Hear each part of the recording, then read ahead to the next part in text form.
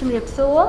នាងខ្ញុំឈ្មោះឆាតស្មៃនាងខ្ញុំឈ្មោះត្រៃគឹមលិននាងខ្ញុំឈ្មោះយ៉ាងសុខលៀបពួកយើងជានិស្សិតឆ្នាំទី3មកពីសាកលវិទ្យាល័យវិទ្យាសាស្ត្រសុខាភិបាលដែលជាក្រុមជ័យលាភីលេខ2ក្នុងការប្រឡងប្រជែង Cambodia Physiology Quiz ពួកយើងពិតជាមានសេចក្តីសោមនស្សរីករាយដែលបានចូលរួមកម្មវិធីពានរង្វាន់សារីរវិទ្យាលើកដំបូងបង្អស់នៅប្រទេសកម្ពុជាហើយអ្វីដែលកាន់តែពិសេសជាងនេះទៅទៀតពួកយើងទទួលបាននូវឱកាសក្នុងការបន្តចូលរួមប្រកួតប្រជែងនៅប្រទេសហ្វីលីពីនជាមួយនឹងក្រុមជាច្រើនដែលមកពីប្រទេសដទៃទៀតជាដំបូងយើងខ្ញុំទាំងអស់គ្នាសូមថ្លែងអំណរគុណយ៉ាងជ្រាលជ្រៅចំពោះសមាគមអ្នកវិទ្យាសាស្ត្រកម្ពុជាដែលបានពំនាំកម្មវិធីជាលក្ខណៈអន្តរជាតិមួយនេះមកក្នុងប្រទេសកម្ពុជាដែលធ្វើឲ្យពួកយើងទាំងអស់គ្នាមានឱកាសប្រកួតប្រជែងមុខវិជ្ជាមួយនេះលើពីនេះទៅទៀតពួកយើងសូមសម្ដែងនូវការដឹងគុណយ៉ាងជ្រាលជ្រៅបំផុតចំពោះឯកឧត្តមខៀវកញ្ញរិទ្ធនិងលោកជំទាវសាស្ត្រាចារ្យខៀវទេពកាំងស៊ីកញ្ញរិទ្ធព្រមទាំងអ្នកអង្គញាវិជ្ជបណ្ឌិតគួចមីលីដែលបានចូលរួមជាអធិបតីភាពដ៏ខ្ពង់ខ្ពស់បំផុតនៅក្នុងការប្រកួតប្រជែងរបស់ពួកយើងលោកទាំង3បានឧបត្ថម្ភចំពោះពួកយើងឲ្យទទួលបានឱកាសក្នុងការប្រឡងប្រជែង